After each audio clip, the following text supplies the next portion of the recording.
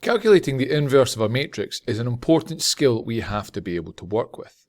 In this video, what I'm going to focus on is calculating the inverse of a 3 by 3 matrix.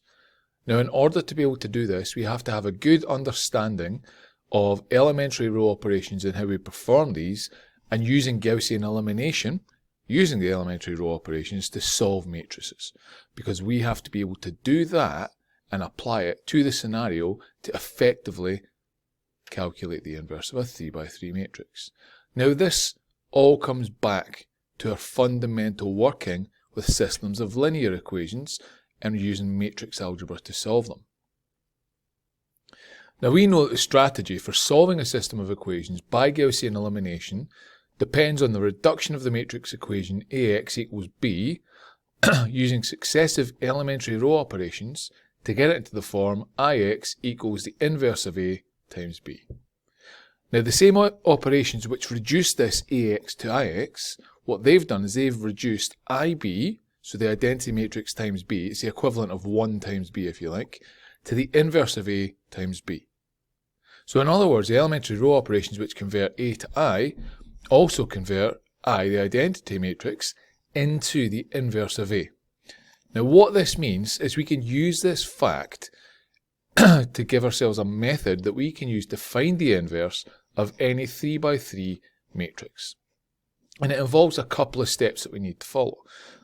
Now, the first thing we have to do is we have to place A and I, the identity matrix, side by side on the page with A on the left. What we then do is we perform elementary row operations on the left-hand matrix to reduce it to I, but at the same time we simultaneously perform the same operations to the right matrix. What will then happen is when the left matrix is reduced to I, the right-handed matrix, this is your inverse of A. So essentially we put them together, we do our elementary row operations and turn the left one into the identity matrix. Once we've done that, we have our inverse on the other side. Now, I could sit here and tell you to follow these steps, but the best way to do it and demonstrate it is with an example. So I'm going to show you finding the inverse of a 3 by 3 matrix. So let's imagine I say to you I've got the matrix A, which is non-singular, and I want to find its inverse. Now, non-singular means we can find the inverse, so let's start.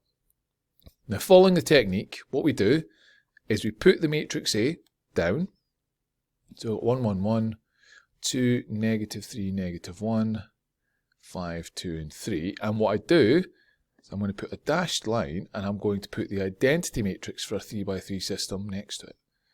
0 and then 0, 0, 1.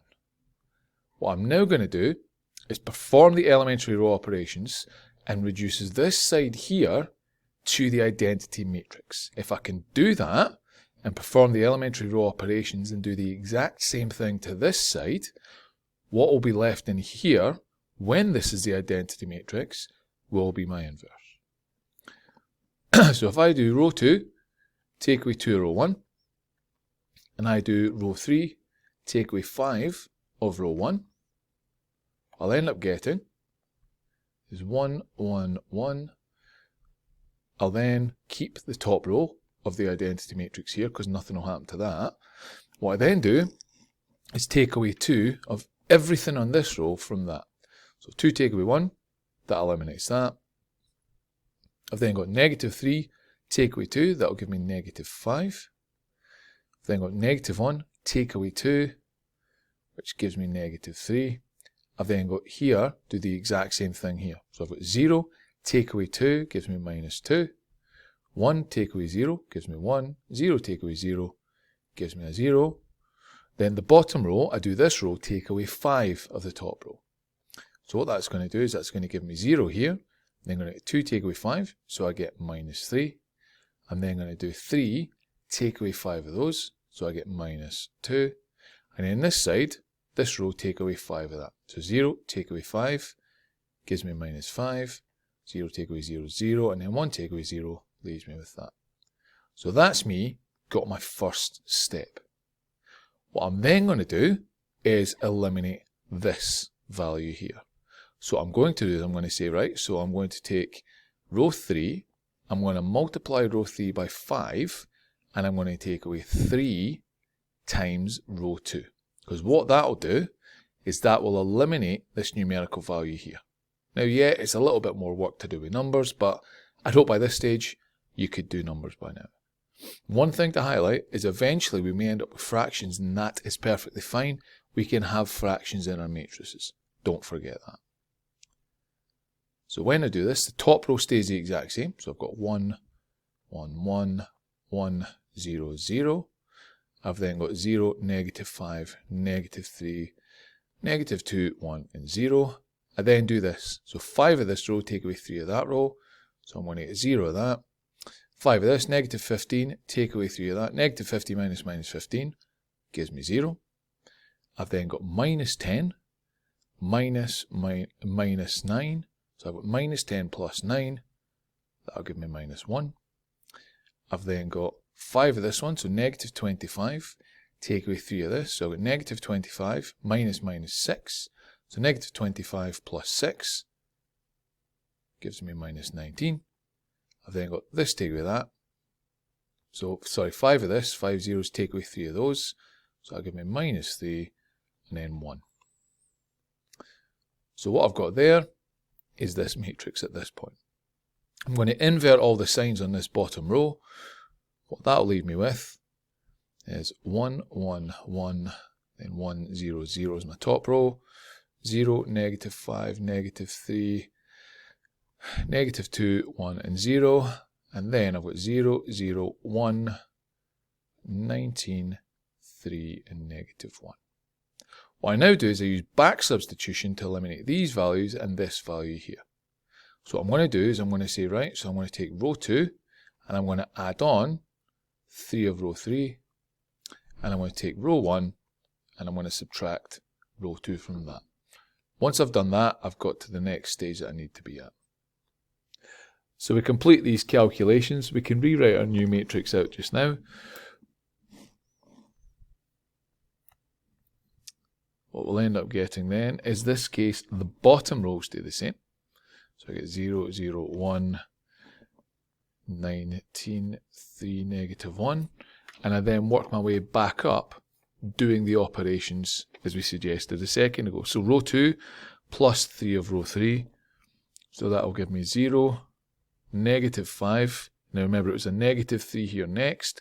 So I'd have negative 3 plus 3. That would give me a 0. I'd then have row 2 plus row 3. So, row 2 plus 3 of row 3. So I'd have negative 2 plus 3 19ths. So I'd have negative 2 plus 57. So I'd have 55. I'd then have 1 plus 3 3s. So I'd have 10. And I'd then have 0 plus 3 negative 1s, which would be negative 3. The top row, I then do R1, take away R3. So my R1 take away R3, I'd still have 1 and 1 there. I'd then have 1 take away 1, which would be 0.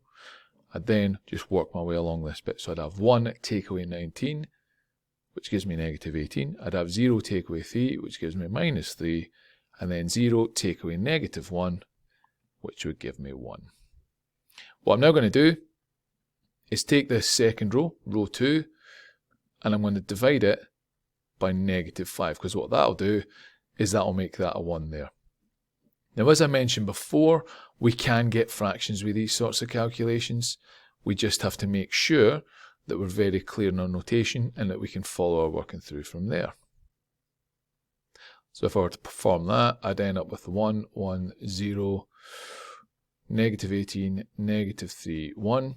Divide this whole row through by negative 5, I'd get 0, 1, 0, negative 11, negative 2, and then 3/5, and then my bottom row would stay the exact same, 0, 0, 1, then 19, 3, negative 1.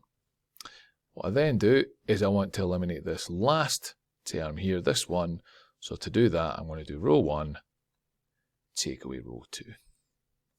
So if I do row 1, take away row 2, my left-hand matrix is then the identity matrix, exactly as we wanted. And my matrix on the right, so I do row 1, take away row 2, so negative 18, take away negative 11. So negative 18 plus 11 gives me negative 7. I've then got negative 3 minus minus 2, so negative 3 plus 2 gives me negative 1. I've then got 1 take away 3/5. That would give me 2/5. My middle row would stay the same, negative 11, negative 2 3/5. And then 19, 3, and negative 1. So what that then means is we've got our inverse matrix, so we can say fine. So that means the inverse a to the minus 1 of this matrix, negative 7, negative 1, 2/5, negative 11, negative 2, 3/5, and then 19, 3, negative 1. So there you go. We now have the inverse of that 3 by 3 matrix. Just follow those steps every time. Again, the key thing, make sure you know your row operations and how to do them. If you can do that, and if you remember the steps to follow for each of them, yes, it may take a few minutes to do, but you'll get there in the end.